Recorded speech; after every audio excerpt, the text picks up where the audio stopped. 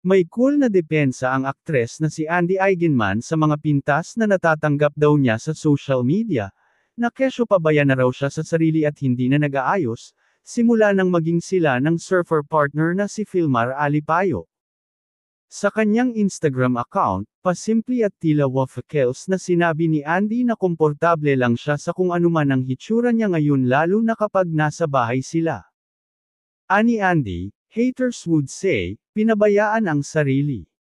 Hindi man lang magayos. I would say, komportable chic or, crafted pang bahay realness. Pretty much the only thing I don't do on purpose is forget my slippers.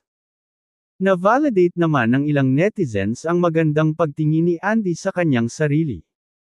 Kahit anong isuot mo mas maganda ka sa mga nagko-comment sa buhay mo. Pangit na nga mukha nila, pangit pa ugali. Lodi nga kita eh. I see this as more confident with your own self than dressing to please people. Be you.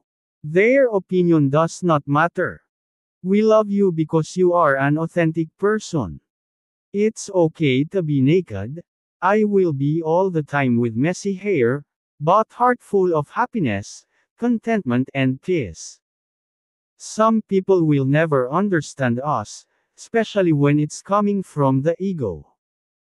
Samantala, kalat na kalat ngayon sa social media, ang di umano'y pambababae ni Filmar Alipayo, ang partner ni Andy Eigenman.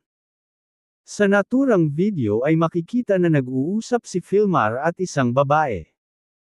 Ibinahagi mismo ni Chris Shabibi sa kanyang TikTok ang nasabing video. Sa isa niyang video ay sinagot na niya ang netizen na nagkomento na, "Don't you dare seduce him. He is living peacefully with his family." Ayon sa nasabing babae, huwag raw bigyan ng mali siya ang pag-uusap nila ni Filmar, dahil malayo raw siya sa kagandahan ni Andy.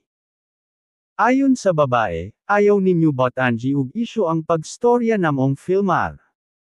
Wala rata ka kumungking sa kagwapo ni Andy. Aniya sa Cebuano na pagkasabi. Huwag niyong lagyan ng isyo ang usapan namin ni Filmar, wala tayo sa kalingkingan ng kagandahan ni Andy.